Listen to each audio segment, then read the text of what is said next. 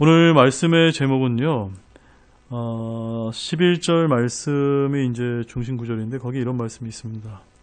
에브라임은 심장이 없는 어리석은 비둘기 같아서, 에브라임은 심장이 없는 어리석은 비둘기 같아서라는 이런 제목을 가지고 여러분에게 호세아서 강의 16번째 말씀을 좀 전하고자 합니다. 자, 지금 하나님께서는 이 북왕국 이스라엘을 향해서 뭐라고 지금 표현하셨습니까? 심장이 없는 어리석은 비둘기 같다라는 이런 표현을 쓰셨는데요. 이 표현은 이제 그 에브라임의 불법과 범죄를 이제 지적하시면서 그들의 무지와 불신을 이제 지적하고 있는 아주 상징적인 그런 표현이 되겠습니다. 이 심장이 없는 어리석은 비둘기라는 표현이 어떠한 의미를 갖는지 오늘 이 말씀을 통해서 여러분들이 귀한 진리를 발견해 되기를 좀 원하겠습니다. 자, 본문 한번 보겠습니다. 우리 11절 말씀부터 다시 읽고 시작하겠습니다. 또한 에브라임은 심장이 없는 어리석은 비둘기 같아서 그들이 이집트를 부르며 아시리아로 가는도다. 자, 여기서 주님께서는 에브라임, 북왕국 이스라엘을 어리석은 비둘기 같도다라고 이렇게 하셨습니다. 이런 표현은 저와 여러분과 같은 우리나라 사람들에게 그렇게 익숙한 표현이 아닙니다. 자, 우리는 이제 어리석다라고 얘기할 때 주로 새다 이렇게 많이 이제 비유할 때가 많이 있는데, 우리나라 사람은 어떻게 표현하시죠? 네, 정확히 맞추셨습니다. 닭대가리, 또한 새대가리. 그래서 이제 우리는 이게 닭대가리, 새대가리라고 하면 이제 어리석다는 표현으로 바로바로 우리나라 사람들은 잘 이해를 하게 되는데, 오늘 이제 성경에 나와 있는 것처럼 어리석인 비둘기다라고 이렇게 이야기하면 어떻습니까? 와닿습니까? 와닿지 않나요? 잘 와닿지 않죠. 그러나 여기에 아주 중요한 의미가 담겨 있습니다. 이거는 굉장히 성경적인 그 표현으로서 어리석음을 나타낼 때 이제 하신 그런 말씀이라는 거 먼저 여러분 좀 기억하기 원합니다. 자, 그럼 우리 하나님께서는 왜 이 에브라임, 이스라엘을 향해서 어리석고 지혜롭지 못한 백성이다라고 왜 그렇게 말씀하셨을까요? 우리가 이제 두 구절을 한번 찾아볼 수가 있는데, 먼저 신명기 32장 6절 말씀을 함께 찾아보겠습니다. 신명기 32장 6절 말씀.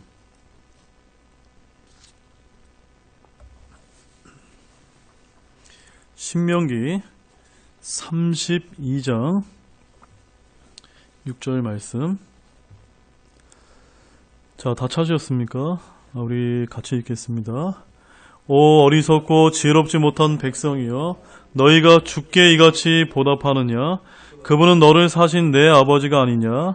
그분께서 너를 만들고 굳게 세우지 아니하셨느냐? 자, 이 말씀을 보시게 되면 왜 하나님께서 지금 어리석고 지혜롭지 못한 백성이라고 책망하고 계신 그 이유가 뭡니까? 하나님께서 너희를 만들고 너에게 은혜를 베풀었는데 그들이 어떻게 했다는 겁니까? 그 은혜에 보답을 했나요? 안 했나요? 보답하지 않았을 때 너희들이 참 어리석구나, 너희들이 참 지혜롭지 못하다. 지금 주님은 그렇게 주님의 은혜를 불신으로 배교하는 그 백성들을 향해서 어리석고 지혜롭지 못한 백성이다라고 이렇게 지칭하고 계십니다. 그래서 저와 여러분들이 여기서 기억할 것은 뭐냐면요, 우리가 받은 은혜를 잘 기억하지 못하고 잃어버리는 사람이 성경에서는 뭐라는 겁니까? 어리석은 사람이다. 어리석은 사람이다. 꼭 잊지 마시기 바랍니다. 저와 여러분들이 구원받은 분들이 맞습니까? 원래 우리는 어디를 향하고 있었습니까? 저희들은 지옥, 바로 불옷으로 갈 수밖에 없는 이런 사람들이었습니다. 근데 하나님의 은혜를 우리가 어떻게 해서 이런 불지옥에 떨어지지 않고 하늘나라에 갖게 된 그런 은혜를 우리가 어떻게 누리게 되었습니까? 바로 주 예수 그리스도 때문이 아닙니까? 그런데 우리가 이 은혜를 잃어버리게 되면, 잊어버리고 늘 망각하지 않습니까? 그러면 우리는 똑같은 이야기를 들을 수가 있습니다. 어리석다, 지혜롭지 못한다, 그렇게 이런 이야기를 들을 수가 있습니다. 또 신명기 32장 21절 말씀 보십시오. 함께 있습니다. 그들이 하나님이 아닌 것으로 나를 움직여 질투하게 하였고 자기들의 헛된 것들로 내 분노를 일으켰으니 나도 백성이 아닌 자들로 그들을 움직여 질투하게 하며 어리석은 민족으로 그들의 분노를 일으키리라. 이 말씀 잘 이제 이해가 가셨죠? 하나님이 아닌 것을 하나님으로 믿고 섬기는 것, 하나님이 아닌 것을 두고 하나님이라고 분양하고 경배하는 것이 어떤 일이라는 겁니까? 어리석은 일이요, 어리석은 사람이라는 뜻입니다. 그러므로 다시 한번 정리하겠습니다. 성경이 말하는 어리석음이란 첫 번째, 주를 알지 못하는 겁니다. 두 번째, 주를 잊어버리는 것입니다. 세 번째, 주의 법을 멸시하는 것이라고 그렇게 말씀하고 있습니다. 하나님이 보시기에는 모든 믿지 않는 자들이 뭐라는 겁니까? 어리석고 지혜롭지 못하다는 것입니다. 모든 우상 숭배자들 역시도 어리석은 사람들이라는 뜻입니다. 주님의 말씀에 불순종하는 자들 역시도 어리석은 자들이다.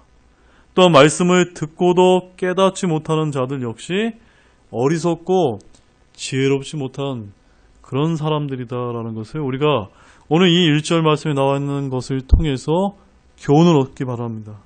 그러므로 여러분 스스로가 지혜로운 자인지 어리석은 자인지 무엇을 기준으로서 판단해야 될까요? 성경을 통해서 판단해 보셔야만 됩니다. 주님의 말씀으로 여러분 자신을 판단하고 입증하셔야만 됩니다. 어떻게 해요? 우리 에베소서 5장 15절 말씀 보겠습니다. 에베소서 5장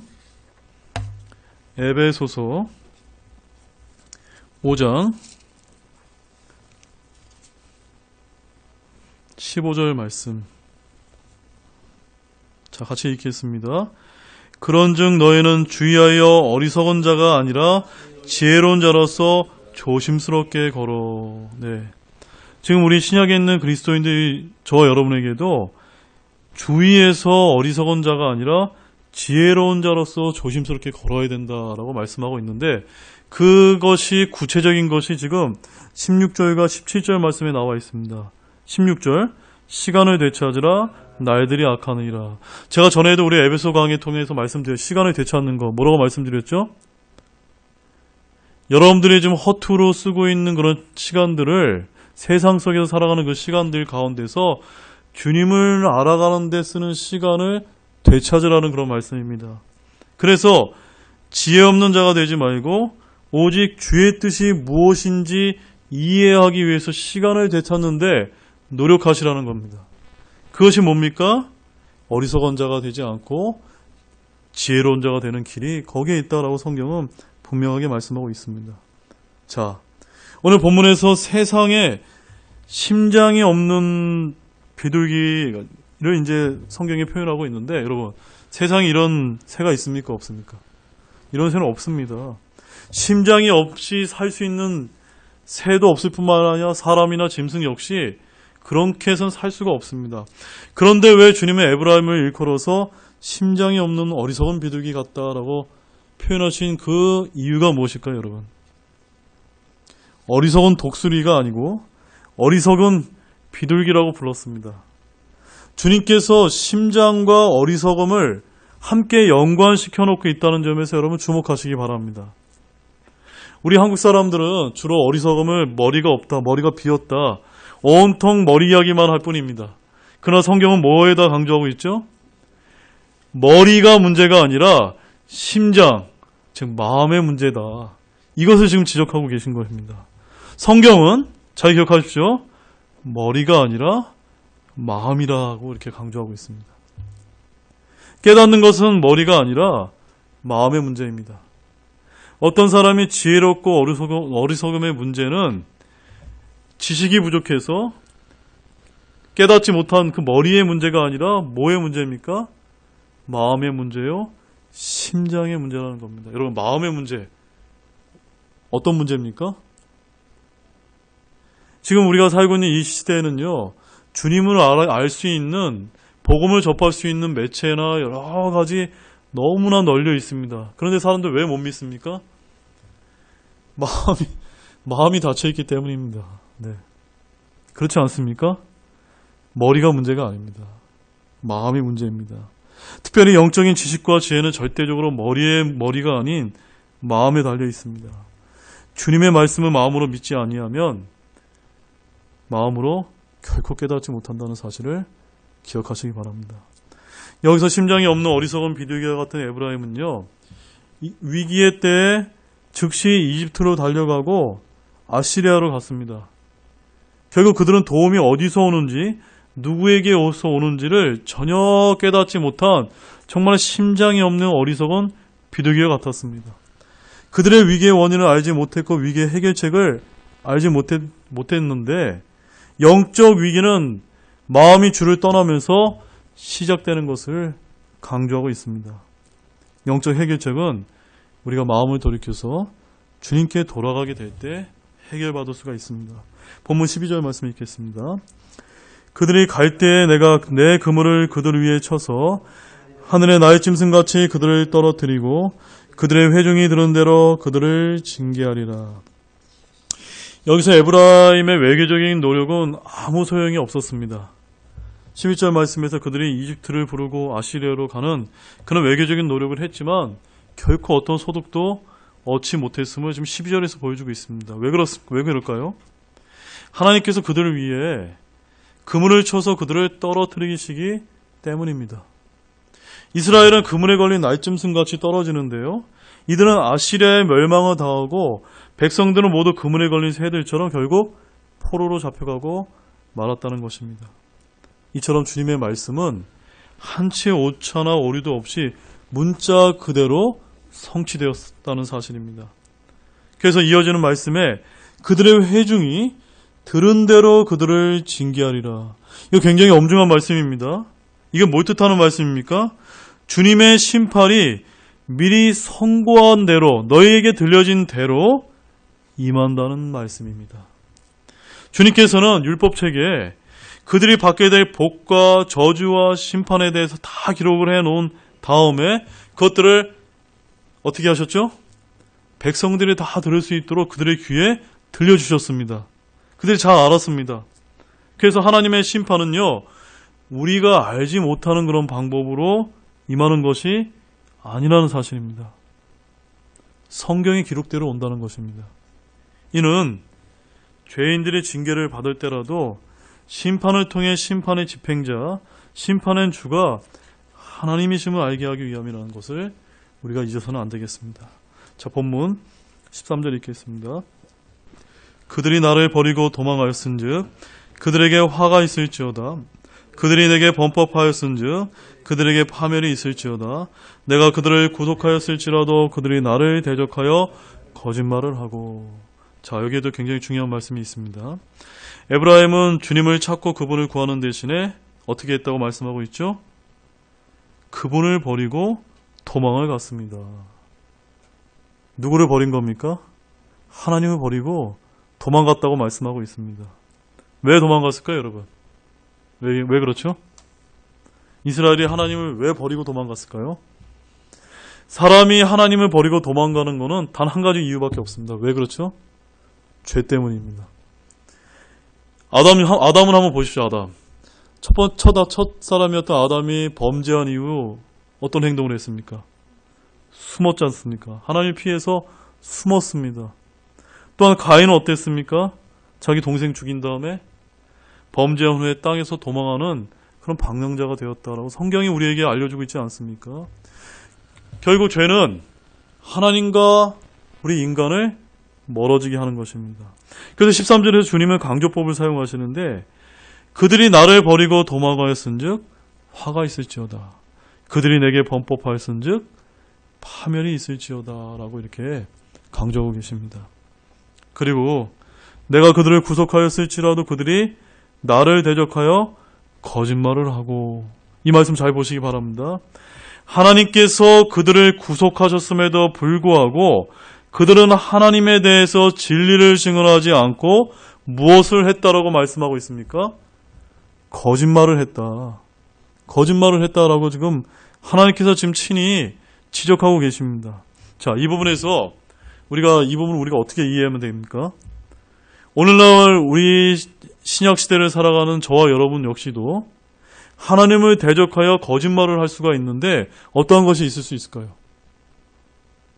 어떤 것이 있을 수 있을까요? 예를 들어서 예수님만 믿으면 만사 형통하고 복을 받는다. 이거 참입니까? 거짓입니까? 거짓입니다.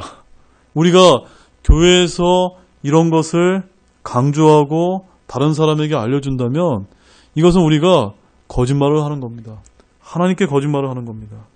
또한 하나님은 사랑이시기 때문에 죄인들을 벌하거나 징계하지 아니하시고 심판하지 않는다라고 우리가 이렇게 이야기한다면 이것 또한 무엇입니까? 거짓입니다. 거짓입니다. 또한 오늘날 우리 그리스도인들이 주 하나님을 대적하는 거짓말 중에 가장 또 큰 거짓말 중에 하나가 뭐가 있냐면요. 성경에 관한 부분입니다. 믿지 않는 사람들이 성경의 영광과 무엇성과 완전함을 부정하는 것은 당연하죠, 여러분. 그런데 믿는 사람들이 그렇게 한다면 그건 뭡니까? 그것도 거짓으로 하나님께 거짓말로 대하는 것과 대적하는 것과 똑같다는 말씀입니다. 하나님을 대적하여 거짓말은 이 시대 최대의 거짓 증인들을 불신자나 이교들에게만 있는 것이 아니라 구속받아 하나님의 자녀라고 불리는 우리 믿는 그리스도인들 역시 얼마든지 하나님께 우리가 거짓말로 대적할 수 있는 그런 시대를 살고 있다는 것을 우리가 깨달아야만 되겠습니다. 아멘이십니까? 네.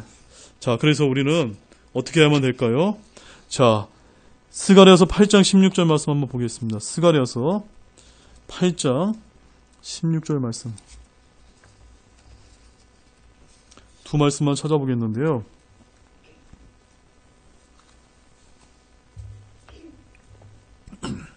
스가랴서 8장 16절 함께 읽겠습니다. 너희가 행한 일들은 이러하니라. 너희는 각각 자기 이웃에게 진리를 말하고 너희 성문들에서 진리와 화평의 재판을 집행하며 너희 중 아무도 마음속으로 자기 이웃을 치려고 악을 꾀하지 말고 거짓 맹세를 사랑하지 말라. 이 모든 것은 내가 미워하는 것이니라 주가 말하노라. 여기 핵심은 뭡니까? 하나님께서 저와 여러분이 행할 일들을 보여주셨는데 그것이 뭐라고 말씀하고 계시죠? 각각 자기 이웃에게 뭘 말하라고요? 진리를 말해야 된다. 하나님의 말씀을 거짓말로 가르치고 전하는 것이 아니라 오직 하나님의 말씀에 나와 있는 그대로 우리는 진리를 선포해야 된다라고 이렇게 성경은 말씀하고 있습니다. 또한 에베소서 4장 25절 말씀은 찾지 마시고 제가 읽어드릴게요. 그런즉 거짓말을 버리고 각 사람이 자기 이웃과 더불어 진리를 말하라. 우리는 서로 지체니라. 똑같습니다. 구약과 신약이. 저와 여러분이 주어진 사명이 뭡니까? 오직 거짓을 말하는 것이 아니라 이웃에게, 죽어가는 이웃에게 진리를 말하는 것입니다. 본문 14절 읽겠습니다. 14절. 침상에서 울부짖을 때 자기 마음을 다하여 내가 부르짖지 아니하였으니 그들은 곡식과 포도즙을 위해 모이고 나를 거역하는도다. 자, 이 말씀 더욱더 황당합니다. 이스라엘은 고난 중에 주님을 찾거나 구했습니까? 안 구했습니까? 구하지 않았다고 말씀하고 있습니다. 그들은 고통 가운데 울부짖었지만 자기 마음을 다하여 주님께 부르짖지 아니했다는 말씀입니다. 사랑하는 여러분, 오늘날 살아가는 많은 사람들이 고통을 겪을 때 울기도 하고 원망하고 좌절합니다. 또한 자기를 자책하는 이도 남을 원망하다가 세상을 향해 분노하는 이들이 참으로 많이 있습니다. 그런데 여기 본문에서 보이는 이스라엘 역시도 지금 어떻게 하고 있죠? 울부짖었다. 침상에서 울부짖었다라고 지금 하고 있습니다. 그런데 이들의 문제가 뭐였냐면요. 내게 부르짖지 아니하였도다. 누굽니까? 하나님께 부르짖어야 되는데 지금 그냥 자기 스스로 지금 울부짖었다는 겁니다. 14절 말씀 나와 있는 것처럼 자기 마음을 다하여 내게 부르짖지 아니하였으니 바로 주님께 부르짖는 것이 성경에 뭐라고 이야기합니까? 기도 아닙니까? 기도. 그들은 지금 하나님께 기도하면서 자신의 아픔과 고통을 해결해 달라고 지금 울부짖은 것이 아니라 누구에게 기도했냐면요. 우상신에게 찾아가서 하나님이 아닌 그런 것들이 찾아가서 울부짖었다는 사실입니다. 우리가 여기서 이런 말씀을 잘 봐야만 됩니다. 그래서 14절에 이어지는 말씀에 이런 말씀이 있죠. 그들은 곡식과 포도즙을 위해 모이고 나를 거역하는도다. 이 말씀 또 뭘 뜻하는 걸까요? 에브라임은 무엇을 위해서 모였습니까? 곡식과 포도즙을 위해서 모였다는 사실입니다. 그들은 하나님을 위한 거룩한 모임을 위해서 모인 것이 아니라 무엇 때문에 모였습니까? 경제 활동을 위해서 주의 거룩한 집회보다 훨씬 더 중요하게 여겼음을 여기서 표현하고 있는 말씀입니다. 오늘날 역시도 마찬가지입니다. 많은 신자들이 무엇을 위해 모이는지 한번 곰곰이 한번 생각해 보시기 바랍니다. 뭐 때문에 모일까요? 기도회로 모입니다. 예배를 모이는 일은 무시하지만 많은 그리스도인들이 무엇을 위해 모이는지 한번 곰곰이 한번 생각해 보시죠. 그분들 역시 곡식과 포도즙을 위해서 힘을 다해 모이려고 애쓰지 않습니까? 그들은 하나님의 영광이 아니라 모두 다 자기 이익을 추구하는 것과 같다라고 깨달으시기 바랍니다. 예수 그리스도를 섬기지 아니하고 자기 배를 섬기는 것입니다. 로마서 16장 18절 말씀 보겠습니다. 로마서 16장 18절 말씀입니다. 로마서 16장 18절 같이 읽겠습니다. 그런 자들은 우리 주 예수 그리스도를 섬기지 아니하고 자기 배를 섬기며 좋은 말과 빼어난 말솜씨로 순진한 자들의 마음을 속이느니라. 여기서 무엇과 무엇이 대비되고 있습니까? 예수님과 자기 배가 이렇게 대비를 되고 있는데 우리는 어디다 포커스를 맞춰야 되죠? 예수님을 섬기는데 우리는 구원받은 자들로서 그것이 우리는 하나님의 은혜를 보답하는 것입니다. 그런데 우리가 자기 배를 위해서 섬긴다면 그것은 하나님의 은혜에 보답하는 것이 아니라 거역하는 것이라는 사실입니다. 따라서 자기 배를 섬기며 교회에 와서 기도하고 헌금하고 예배 참석도 하고 이런저런 일을 하면서 가정과 사업도 더 잘 될 것이라는 믿음과 소망이 있기 때문에 혹시 모이는 분은 없습니까? 주 예수 그리스도를 섬기려면 무엇이 필요한지 아세요? 자기 부인과 희생과 고난이 뒤따른다고 성경은 말씀하고 있습니다. 저는 여러분에게 진리만은 이야기해야 됩니다. 교회만 오시면 만사형통합니다. 가정도 잘 되고 사업도 잘 된다고 저는 거짓말을 할 수가 없습니다. 사람의 칭찬과 인정 대신에 수치와 모욕과 멸시가 따른다고 성경은 말합니다.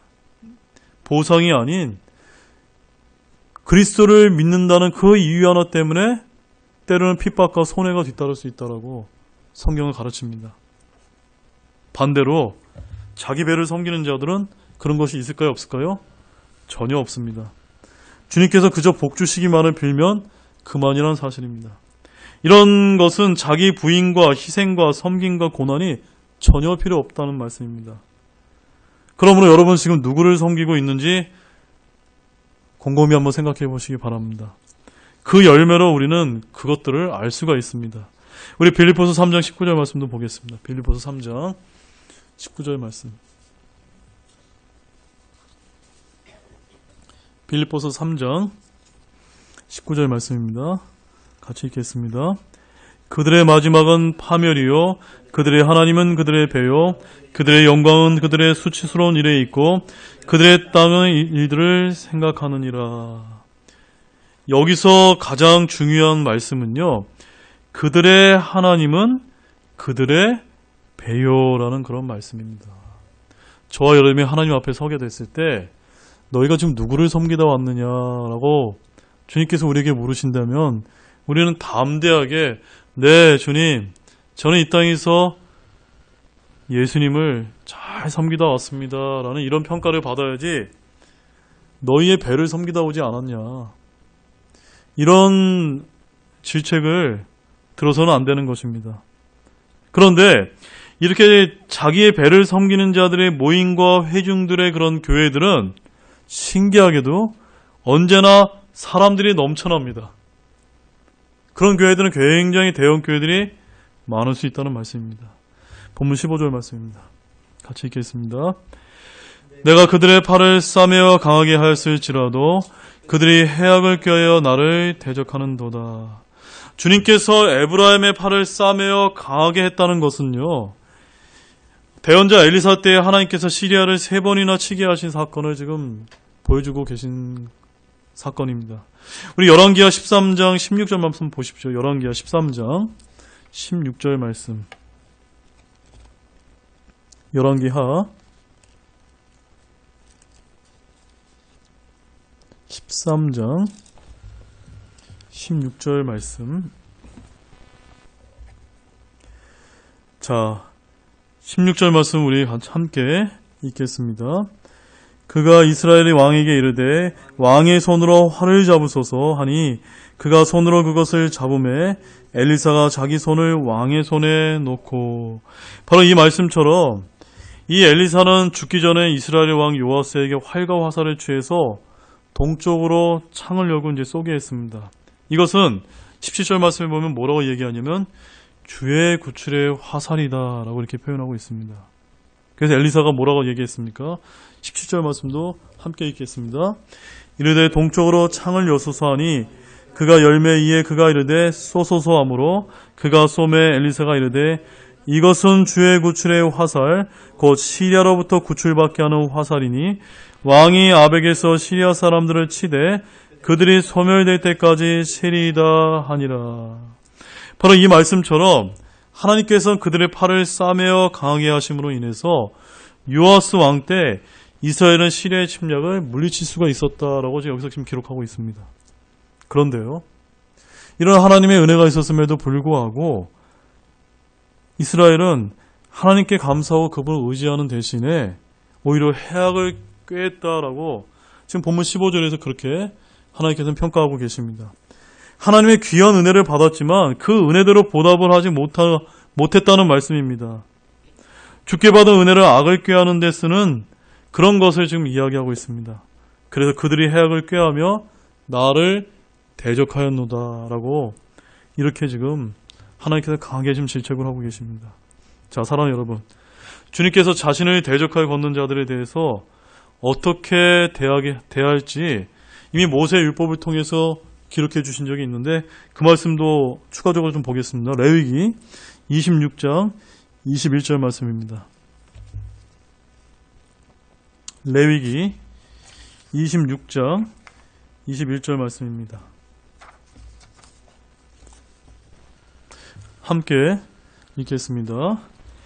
너희가 나를 대적하여 걸으며 내 말에 귀를 기울이지 아니할진대 내가 너희 죄들에 따라 너희에게 7배나 더 재앙을 내리리라. 하나님께 대적해서 걷게 되면 어떻게 하신다고요? 그들의 죄에 따라 7배나 더 재앙을 내린다. 이렇게 말씀하셨습니다. 또한 23절과 24절 말씀도 추가로 읽겠습니다. 나로 말미암은 이 일들로도 너희가 개혁하지 아니하고 나를 대적하여 걸을진대 나도 너희를 대적하여 걸으며 너희 죄들로 인해 너희를 심지어 7배나 벌하리라. 여기서 하나님께서 더 엄중한 말씀을 하고 계신데 주님을 대적하여 걸으면 7배의 징벌을 받을 뿐만이 아니라 하나님께서도 나도 너희를 대적하여 걷겠다라고 이렇게 말씀하고 계십니다. 결국 이 말씀은 주를 대적하여 걸었던 에브라임을 향해 주님은 7배나 벌하시고 징계하시며 그를 대적하여 걸으실 것을 지금 말씀하고 계십니다. 그러므로 사랑하는 여러분, 저와 여러분도 마찬가지입니다. 우리가 주님을 믿는다, 따른다고 또 사랑한다고 하면서 주님을 대적하고 또 주님을 대적하면서 걷게 되면 되겠습니까? 안 되겠습니까? 그래서는 안 된다는 것입니다. 마귀를 대적해야 될 저와 여러분들이 하나님을 대적한다는 것은 말이 안 되기 때문입니다. 자, 본문 우리 16절 마지막 구절입니다. 같이 읽겠습니다. 그들이 돌아오나 지극히 높은 이에게 돌아오지 아니하니 그들은 속이는 활 같도다. 그들의 통치자들은 자기들의 혀를 날뛰게 하였으므로 칼에 쓰러지니 이것이 이집트 땅에서 그들에 대한 조롱거리가 되리라. 자, 이스라엘은 자신들이 받는 재앙과 형벌과 고난을 주님께로 돌이키는 회개기로 삼은 것이 아니라 더 정성을 향해서 우상을 섬기는데 쏟아부었다는 말씀입니다. 그들이 돌아오나라는 이 말은요, 그들이 믿고 섬기던 우상들에게 돌아왔다는 말씀입니다. 하나님께로 돌아오는 것이 아니라 그들이 좋아하는 이방신들에게 돌아왔다는 말입니다. 사람들은 흔히 이제 내가 돌아왔다. 이제 제정신으로 돌아왔다고 하는 이 말은요. 이스라엘은 우상숭배가 일상이요 정상이었던 그런 나라라는 것을 우리가 알 수가 있습니다.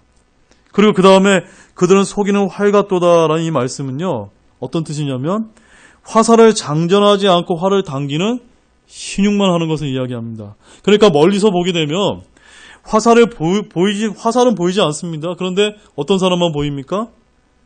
활을 든 모습만 보이게 마치 실을 당기는 폼만 잡는 것을 성경은 여기서 뭐라고 표현합니까?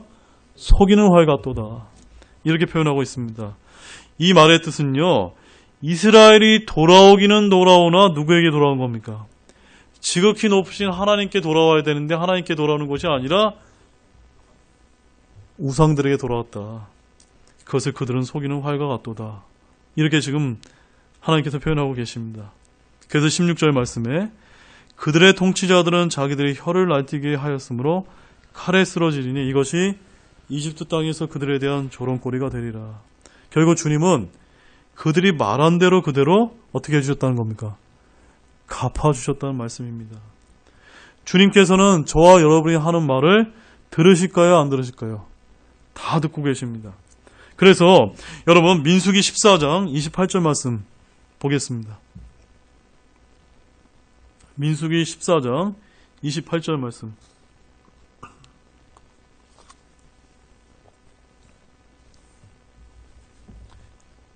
민수기 14장 28절 말씀입니다. 같이 읽겠습니다.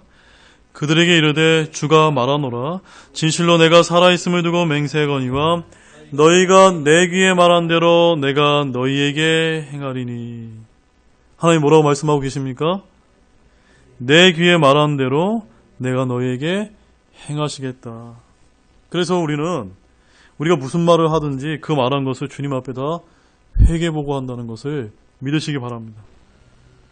마태복음 12장 36절에 가보면은 오직 내가 너희에게 이르노니 사람들이 무슨 쓸데없는 말을 하든지 심판날에 그것에 대해 회개보고를 하리라 라고 하나님 우리에게 이렇게 엄중하게 말씀을 해주고 계십니다.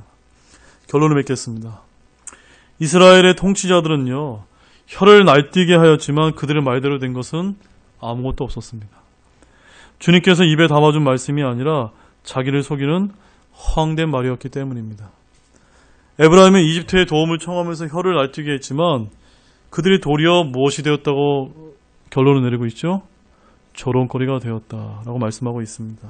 이처럼 이런 조롱거리가 된 에브라임을 향해서 주님은 뭐라고 말씀하셨습니까? 심장이 없는 어리석은 비둘기와 같다라고 말씀하셨습니다. 뭘 지적하신 말씀입니까? 머리가 아니라 너희의 마음의 문제. 그러니까 너희에게 은혜를 베풀어 주시고 너희를 사랑하신 그 아버지 하나님께 마음을 다하여 찾고 돌아온 것이 아니라 어리석고 지혜롭지 못하게 하나님이 아닌 것들을 찾고 하나님이 아는 것에 모든 마음을 다했던 그 에브라임을 심장이 없는 어리석은 비둘기와 같다라고 이렇게 지책하신 것입니다. 사랑하는 여러분, 저와 여러분은 이런 에브라임의 교훈을 저희들이 본받지 마시고 모두 그리스도의 피로 영이 뜨거운 심장을 지닌 성도 여러분들이 되시기를 주님의 이름으로 축원합니다. 기도하시겠습니다. 하나님 아버지 참 감사를 드립니다. 오늘 이 에베소서 7장 마지막 부분에 있는 귀한 말씀을 통해서 저와 여러분들이 심장이 없는 어리석은 그런 비둘기와 같은 성도들이 되지 않도록 도와주시기를 원합니다. 특별히 우리 교회 모든 우리 형제 자매님들이 참으로 머리가 문제가 아니라 마음의 문제라는 것을 저희들이 깨닫고 마음을 다하여 주님을 찾고 내 배를 섬기기 위한 것이 아니라 마음을 다하여 하나님과 주 예수 그리스도를 섬기는데 우리가 시간을 되찾을 수 있는 그런 형제자매님이 될 수 있도록 도와주시길 원합니다. 참으로 감사를 드리며 이 모든 말씀을 예수님의 이름으로 간절히 기도를 드렸습니다. 아멘. 잠시 오늘 들은 말씀을 가지고 여러분 기도하시고 마치도록 하겠습니다.